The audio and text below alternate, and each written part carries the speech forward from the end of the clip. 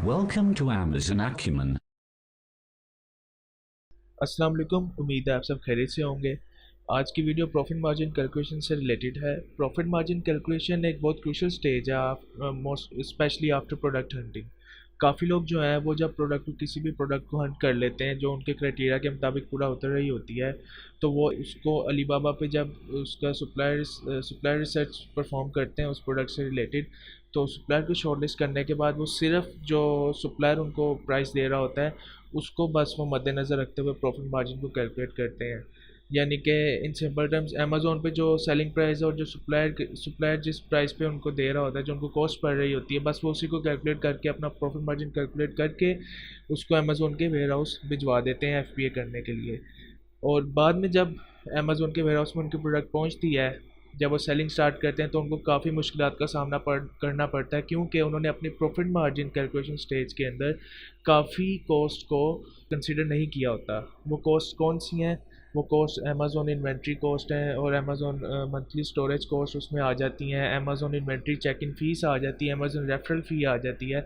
तो ये सारी फ़ीसेस और कॉस्ट जो हैं वो आपको अपने प्रोडक्ट का प्रॉफिट मार्जिन कैलकुलेट करते वक्त मद्देनज़र रखनी चाहिए आफ्टर प्रोडक्ट हंटिंग, ताकि आप ये देख सकें कि जो प्रोडक्ट आपने हंट की है उसमें उसकी कॉस्ट प्राइस में ये तमाम फीसेस और कॉस्ट ऐड करने के बाद आपको क्या प्रॉफिट बच रहा है।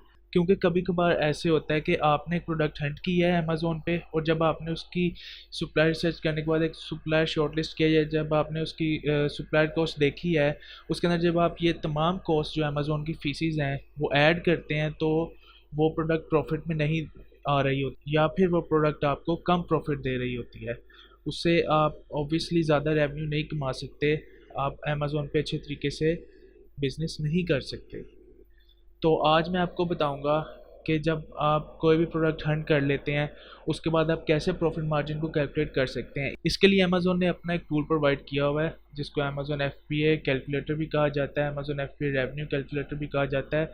ये आप इजीली एक्सेस कर सकते हैं। तो आइए इसको शुरू करते हैं। सबसे पहले आप गूगल पे जाएंगे, गूगल के आप सर्च बार पे आप जब भी अमेज़ोन FBA कैलकुलेटर लिखेंगे तो मोस्टली जो पहला लिंक होगा वो आपने ओपन कर लेना है। इस लिंक को ओपन करने के बाद, जिस तरह आप ये मैं लिंक को ओपन कर रहा हूँ, इस लिंक को ओपन करने के बाद आपको ये दो ऑप्शन आएंगी, sign in to seller central और कंटिन्यू एज गेस्ट। यानी कि अगर आपके पास सेलर सेंट्रल है तब भी आप इस कैलकुलेटर को यूज़ कर सकते हैं, लेकिन अगर आपके पास फॉर इंस्टेंस अगर आप अमेज़ोन पे साइन इन नहीं है, आपने साइन अप नहीं किया हुआ सेलर सेंट्रल के लिए, तो आप कंटिन्यू एज गेस्ट पे क्लिक कर सकते हैं।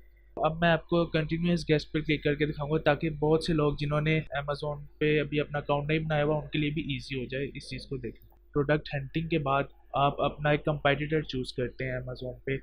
तो उस कंपेटिटर जो भी आपने चूज़ किया होता है, जो भी आपके कंपेटिटर सिलेक्शन के क्राइटेरियाज हैं, उसको कंपेटिटर चूज़ करने के बाद आप उसकी एसिन यहाँ पर इस सर्च बार में जो है वो आप पेस्ट कर देते हैं और सर्च का बटन दबा देते हैं। कंपेटिटर सिलेक्शन का भी मैं आपको थोड़ा बहुत बता देता हूँ। कंपेटिटर सिलेक्शन में आप वेट देखते हैं, साइज़ देखते हैं, आपकी जो सी प्रोडक्ट आपने हंट किया उसके अंदर से कौन सा वेट साइज़ की प्रोडक्ट आपके लिए सूटेबल है, कौन से डिज़ाइन की प्रोडक्ट आपके लिए सूटेबल है, और मोस्टली जो है वो आपका कंपेटिटर टॉप 5 में होना चाहिए। ये तमाम चीज़ें जो मैं आपको बता रहा हूँ कंपेटिटर सिलेक्शन के लिए, ये हर बंदे के लिए डिफरेंट होती हैं, हर बंदे का एक अपना पर्सपेक्टिव होता है। तो आपको जो बेहतर सूट करे वो आप कर सकते हैं, लेकिन मोस्टली जो है वो आप अपना कंपेटिटर टॉप 5 में से चूज़ कीजिए या टॉप 10 में से चूज़ कीजिए, और जिसका साइज़ और वेट जो है वो कम हो, ताकि आपको ज़्यादा फीसिस ना पे करनी पड़े और आप उससे इजीली compete कर सकें।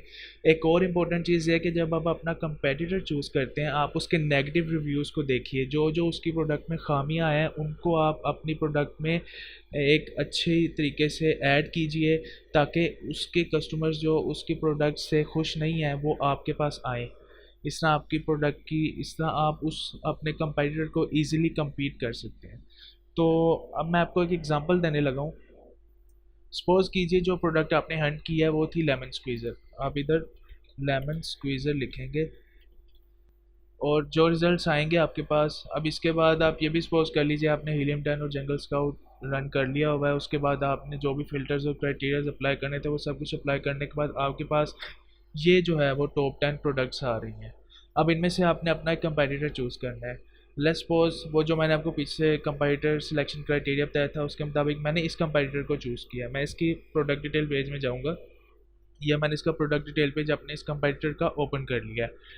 अच्छा, यहाँ पर हम ये कंसिडर करें कि फॉर एग्जांपल इस कंपैरेटर के सिर्फ ये एक ही कलर वाली प्रोडक्ट है, तो यहाँ पर आपको स्क्रीन में आपके सामने आपके कंपैरेटर का डिटेल पेज नज़र आ रहा है। अब आपने इस कंपैरेटर को जो है वो इसकी एसिन कॉपी कर लेनी है। एसिन आपको इधर लिंक से भी मिल जाती होती है, और अगर आप लिंक से नहीं ढूंढ सकते तो आप नीचे स्क्रॉल डाउन जब करेंगे आपको प्रोडक्ट डिस्क्रिप्शन के बाद जो है वो आपको इसके तमाम स्पेक्स मिल जाएंगे, और यहीं पर एसिन भी अमेज़ोन ने दी होती है। ये इसकी एसिन आप यहाँ से कॉपी कर लीजिए या आप इस लिंक से कॉपी कर लीजिए।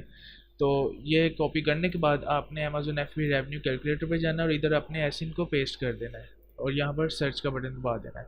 अब ये देखिए अमेज़ोन FBA कैलकुलेटर ने ऑटोमेटिकली इस प्रोडक्ट से रिलेटेड तमाम स्टैट्स को फेच कर लिया हुआ है।